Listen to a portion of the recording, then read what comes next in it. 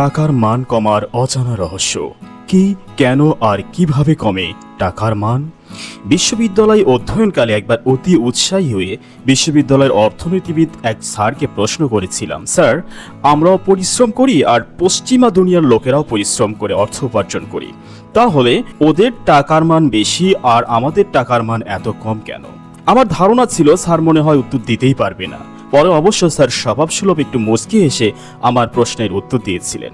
স্যারের উত্তরটি ছিল এমন: আপনি কি জানেন পৃথিবীর সবচেয়ে বেশি দামি মুদ্রার নাম কি, বা কোন দেশের মুদ্রা সবচেয়ে বেশি দামি মুদ্রা? উত্তরটি হলো মধ্যপ্রাচ্যের ধনকুবের দেশ কুয়েতি দিনার, বর্তমান দুনিয়ার সবচেয়ে বেশি দামি মুদ্রা। এবার নিশ্চয় জানতে চাইবেন, তাহলে পৃথিবীর সবচেয়ে কম দামি মুদ্রার নাম কি, বা কোন দেশের মুদ্রা সবচেয়ে কম দামি মুদ্রা? এটাও মধ্যপ্রাচ্যের দেশ ইরানের ইরানি মুদ্রা।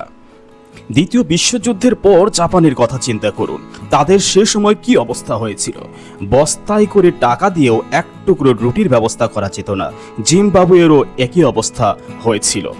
এতক্ষণে আপনার মনে একটা প্রশ্ন কি মারছে, আচ্ছা, দেশভেদে টাকার মান, মুদ্রার মান এত কম বেশি হয় কেন? কি এমন রহস্য লুকিয়ে আছে টাকার মান কম বেশি হওয়ার পিছনে? আসুন তবে জেনে নিই কি, কেন এবং কিভাবে টাকা বা মুদ্রার মান কমে যায় বা বেড়ে যায়। সময়টি ছিল 1972 সাল। সে সময় $1 মুদ্রার মান ছিল 7.7 টাকা। মাত্র 52 বছরের ব্যবধানে সে $1 মান বেড়ে হয়েছে 124 টাকা। চিন্তা করুন ভয়াবহতা কতদূর এগিয়ে গেছে। এই 52 বছরে টাকার মূল্য কমে গেছে প্রায় 94%। মাত্র 2 বছর আগে যদি ব্যাংকে আপনার জমানো টাকা থাকে 20 লাখ টাকা, সেটা হয়ে গেছে 12 লাখ টাকা, আর 40 লাখ টাকা থাকলে সেটা হয়ে গেছে 24 লাখ টাকা। এখন প্রশ্ন হলো, আপনার আমার অপরাধ কি? ঠিক কোন কারণে এতটা মূল্য কমছে টাকার? টাকা আজ আমাদের জীবনে কাগজের অথবা ধাতব মুদ্রা রূপে আসলেও 5000 বছর আগেও টাকার অস্তিত্ব বিদ্যমান ছিল বলে জানায় ইতিহাস। সে সময় পণ্য বদলের মাধ্যমে লেনদেন করা হতো। আমরা এটাকে তৎকালের টাকার প্রচলন বলতেই পারি। এই পদ্ধতিকে আবার বাটার সিস্টেমও বলা হয়। আধুনিকতা প্রবেশের মাধ্যমে এই সিস্টেম শেষ হয়ে যায়। মধ্যযুগের ইতিহাস গড়িয়ে 1973 সালে এসে শেষ হয় স্বর্ণ মুদ্রার ব্যবহার। এরপর আসে আমাদের বর্তমান কাগজে এবং ধাতব মুদ্রার প্রচলন। সাপ্লাই এবং ডিমান্ডের ভিত্তিতে মুদ্রার মান প্রচলন শুরু হয়। টাকার মান নির্ধারণ হয় টাকার ক্রয় ক্ষমতা দিয়ে। দ্রব্যের দামের সাথে টাকার মানের সম্পর্ক বিপরীত। দ্রব্যের মান কমলে টাকার মান বাড়ে, বিপরীত ক্রমে দ্রব্যের মান বাড়লে টাকার মান কমে। অর্থনৈতিক অস্থিতিশীলতা দেশের মুদ্রার মান কমিয়ে দেয়, যেমন রাজনৈতিক অস্থিরতা, অর্থনৈতিক সংকটের ফলে মুদ্রার মান কমে যায়। এতে বিদেশি বিনিয়োগকারীরা মুদ্রা বিক্রি করে নিরাপদ বিনিয়োগে চলে যায়, যা মুদ্রার মান কমিয়ে দেয় এবং দেশের মোট আয় ও কর্মসংস্থান হ্রাস পায়। বিনিময় হার ও বৈদেশিক মুদ্রা বিনিময় হার একটি মুদ্রার সাথে অন্য মুদ্রার সাথে তুলনামূলক মূল্য পরিবর্তিত হয়ে থাকে।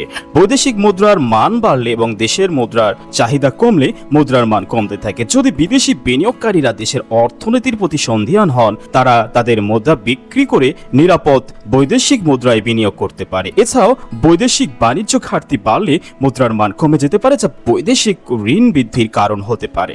সরকারি ঋণ এবং ঘাটতি বাজেট মুদ্রার মান কমানোর প্রধান কারণ হতে পারে। যখন সরকার অতিরিক্ত ঋণ গ্রহণ করে এবং বাজেটে ঘাটতি সৃষ্টি হয়, তখন অর্থনীতির উপর একটি চাপ সৃষ্টি হয়। চড়া সুদের সরকারি ঋণ দেশের মুদ্রার মান কমিয়ে থাকে, কারণ এটা মুদ্রাস্ফীতির আশঙ্কা তৈরি করে এবং অর্থনৈতিক ঋণ বৃদ্ধির সম্ভাবনা বাড়ায়। বাজেট ঘাটতি নিয়ন্ত্রণের জন্য উচ্চ কর বৃদ্ধি বা ব্যয় হ্রাসের প্রয়োজন হতে পারে, যা দেশের অর্থনৈতিক বৃদ্ধির উপর নেতিবাচক প্রভাব ফেলতে পারে।